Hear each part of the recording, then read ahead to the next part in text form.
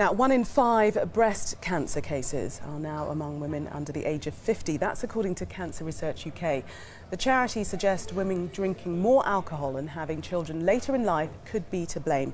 And returning to work can also prove stressful for cancer patients, as Sky's Alistair Bunkle reports. After nearly a year of treatment for breast cancer, Hilary Norsworth returned to her job in a school office, but found herself locked out of the computer system and ostracised. She's now recovered, but says it's almost impossible to find work again. I was a good 100% within a year, I would say, but I needed to build up my confidence. And what they did was just knock me back down to the bottom, and I really felt as though the bottom had dropped out of my world, because that school was my whole world.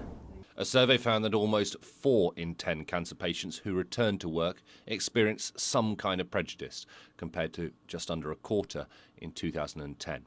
1 in 8 say that their employer failed to make reasonable changes to enable them to do their job, whilst 1 in 10 felt harassed to the point that they left. It would suggest that attitudes aren't as progressive as the treatments that keep an increasing number of people alive.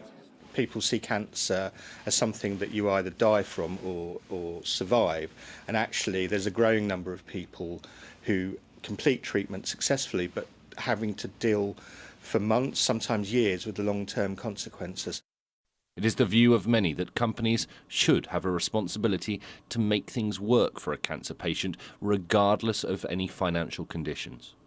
What will be reasonable depends on the size of the employer. If they only employ 3 people and they've got no ability really to cover for one person doing less work, then that is going to be harder for them to make adjustments.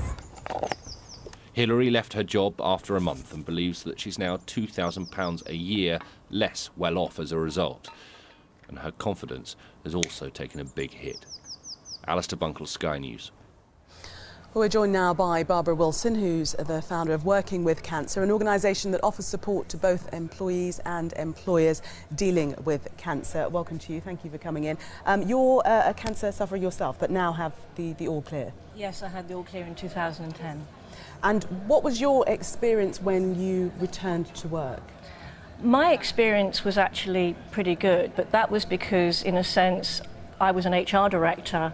I knew some of the issues around working cancer, but what I was aware of was that I was kind of making it up as I went along, that the person I was working with and the chief executive and myself, we were kind of taking it step by step, but there was no actual guidance or support at that stage for line managers or employees about how to manage a return to work. And in your instance, was it a positive experience? What were the hurdles that you faced when you went back to work? Some of them were very small things, like some people just not knowing what to say to you and feeling embarrassed. The other major issue, though, I found personally, and I think a lot of cancer survivors find, is just dealing with fatigue. And clinicians are very good at kind of saying, you know, go out there and get back to work, or they were at that stage, but gave you no understanding of the degree of fatigue that you would face. And I think many cancer survivors probably take a year to 18 months to kind of get back to absolute normal. And the issue is that many employers and the individual themselves just don't understand that. And so the employer might think, oh my God, you know, when are they going to get back to normal? I just can't wait for this. So do you think there needs to be some sort of rules in place as to how to deal with people when they return to the workplace, so that people can realise perhaps they are feeling fatigue at this particular moment in time, but it's something that may pass? I think rules is not necessary, although the Equality Act that covers the kind of adjustments an employer should at least consider. I think it's more about guidance and information, and I think I'm still amazed at the lack of understanding there is about what cancer is and what the impact is on individuals.